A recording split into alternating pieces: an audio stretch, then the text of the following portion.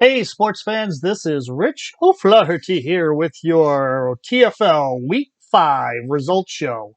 Using the headsets, earbuds, because it seems like the microphone on this computer goes in and out, so hopefully this will work better.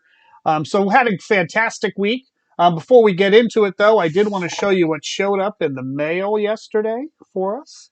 This is from Waterford Distillery. They make Irish whiskey, obviously, from Waterford, Ireland, which is also where Waterford Crystal comes from. Very, very cool distillery. We actually coolest distillery I've ever been in.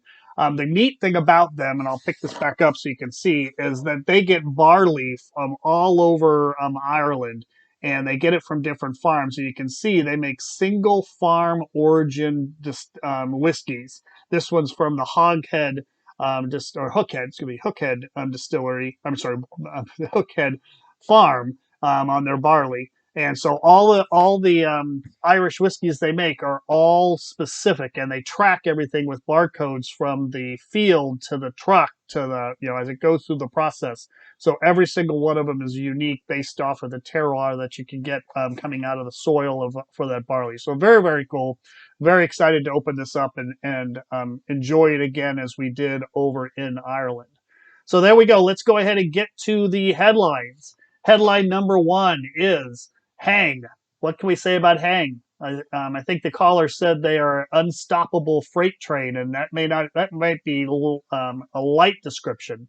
They win again, score over 100 points again, move to 5-0, are the scoring leaders, although their scoring lead got chopped into a little bit into their total.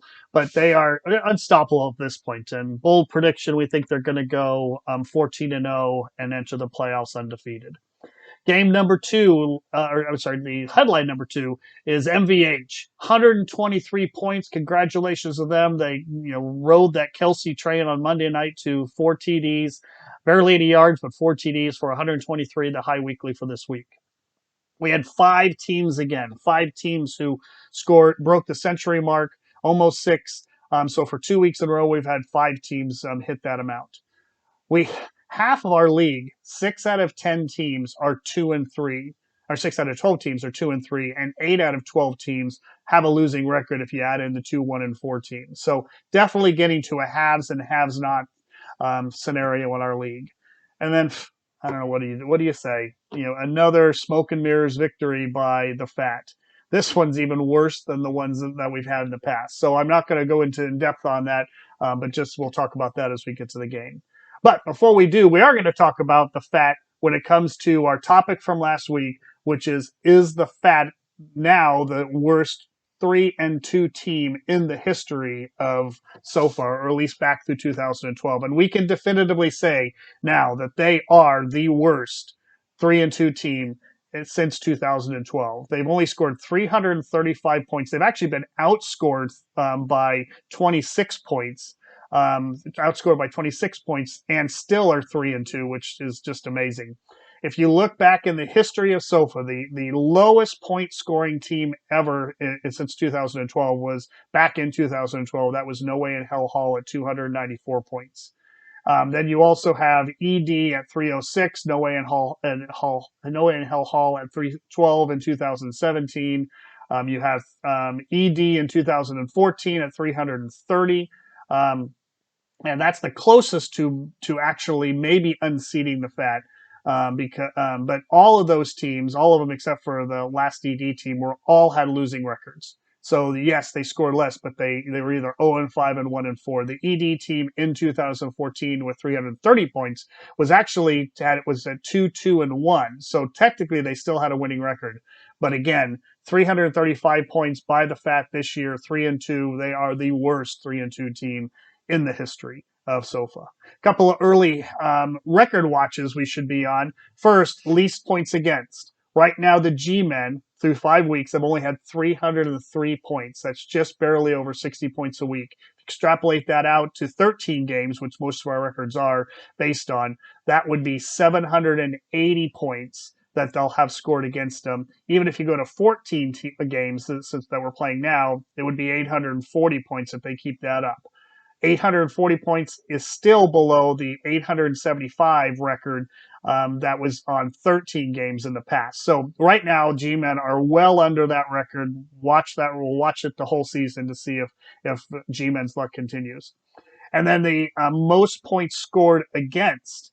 We have two competitors in this space. Halfway House. Halfway House is at 523. So that means they're getting almost 105 points scored average against them. Extrapolate that out to 13 weeks at 1,360. At 14 weeks, it's 1,484. The record is 1,340. So right now they are ahead of the record to have the most points scored, even if we look at just at 13 weeks. Not to be outdone, the share are at 514 points scored against them so far. That extrapolates out to 1336 and 1438. So they're at the 13-week category. They're just barely under the record. So a couple of records for us to watch going into the season. So let's go ahead and go to the games. The first game we had on the docket was ED versus the Halfway House. Both lines felt that this was going to be a relatively close game, but a relatively easy victory for the Halfway House.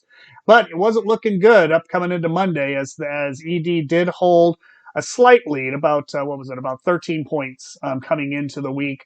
But Halfway House rode Josh Jacobs last night with 154 yards and a rushing TD to pass ED and pull out the 111 to 100 victory, leaving both teams at 2-3. Game number 2 pitted MVH versus the Share.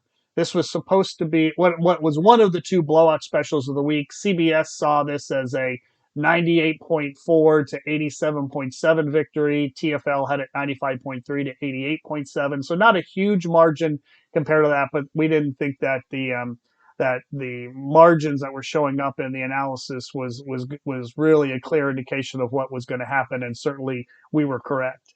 MVH got another 35 points from Josh Allen, got 25 from Fournette, and as aforementioned, 26 points from Travis Kelce last night, and just blew Share away 123 to 48.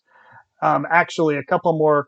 If they hadn't got a decent week from Herbert, who they expected was going to play a lot more with Montgomery still potentially being out, if they got a decent week from Herbert, who knows, they could have tripled the score by Louisville Share. But a huge victory, 123-48. MVH moves to 4-1. Share moves into one of those 2-3 spots. In our Who Cares game of the week, this was the 2-1-3 teams, the Fierce O'Flahertys versus the Girls on the Beach. Both lines felt that this was going to be a close victory by the Fierce O'Flahertys. But Girls on the Beach had a big week, got 25 points from Brees Hall, some good across-the-board scoring other than their kicker. They were leading 95-36 going into Monday night, but Fierce O'Flaherty's came back with 18 from Carr, 24 from Adams, 9 points from their kicker with that 59-yard kick. But Edwards-Hilaire's touchdown that was taken back and spotted at the 1 cost them the victory. And so Girls of the Beach wins 95-90. They moved to 2-3. Fierce O'Flaherty's moved to 1-4. Next game, here it is. This is the game. This is No Way in Hell Hall versus the Fat. Both lines, this is the yawner game of the week, and it certainly lived up to its billing. No Way in Hell Hall. Both lines had No Way in Hell Hall winning a relatively close game, but winning fairly easily. Just didn't happen. Nothing happened. Actually, the only thing that happened in this game worth talking about, two things, was one, the Fat got 29 points from Jalen Hurts and got 29 points from the rest of their team. Now, part of that's because for some reason they decided to continue to start Javonte Williams versus dropping him and picking up a running back or starting somebody else maybe from their roster. I'm not sure why they have not made that move. And then the other quarterback on No Way in Hell Hall side, they really got screwed because of the eye in the sky that supposedly thought that Teddy Bridgewater looked woozy and the motor function thing, and they took him out of the game, I think after like 5 plays or 3 plays or something. And so No Way in Hell Hall got 0 points from their quarterback position. They could have started Russell Wilson and gotten 11 points on Thursday and pulled out the victory. But again, you have to give credit.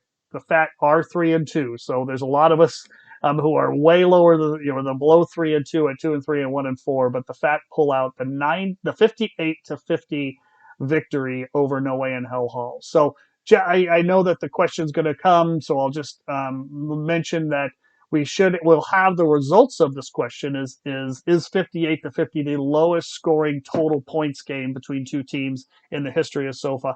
I know it's not, and we've had this question before, but we'll have the results or the answer to that question in the preview show later this week. Game number 5 picked had G-Men versus your Huckleberry, and both lines saw this as an easy victory for G-Men. This was actually the true blowout special of the week, and it turned out to be exactly what we expected. G-Men got a good week from Cook, some good scoring across the board. Huckleberry really was taken down by everybody except for Pat Mahomes, who scored 28. G-Men pull out an easy 104-75 victory. G-Men moved to 4-1 and continue to control their division. Huckleberry moves into 1-4 with the Fierce O'Flaherty's as the bottom of the barrel. And then our last game, this is our juggernaut Hang Ten, who continues to score and get scoring from across the board, great scoring, and then some surprise scoring by single players. This week it happened to be Gabe Davis, 2 receiving touchdowns of 98 and 62 yards. So that's the recipe for 29 points that Gabe Davis did score. I mean, goodness gracious, he had 160 yards just from those 2 TDs and only had 171 yards total, as most of the Buffalo players didn't even hardly play the second half, the starters. Unfortunately for the Mooners, who were the victim this week, they scored pretty well. They scored 95, getting 22 from Brady and 25 from the Cowboys defense, but that was just not enough to beat the Hang Ten juggernaut, who moved to 5-0. The Mooners, they dropped to 2-3. Let's quickly look at the division situation.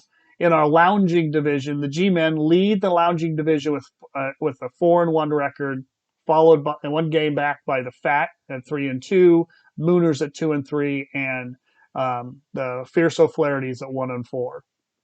The Tater division, we've talked about Hang's at 5-0. They have a 3-game lead over the Share and Halfway House, and Anya Huckleberry is down at 1-4. And then in the remote division, surprise MVH is up at 4-1 with a 2-game lead over the other 3 competitors, ED, Girls on the Beach, and No Way in Hell Halls. So they've got a 2-game lead over the rest of their conference or division. So there you go. Tune in on Wednesday or Thursday with the preview show for Week 6. Congratulations to all of our winners, and we will see everybody in a bit. Bye-bye.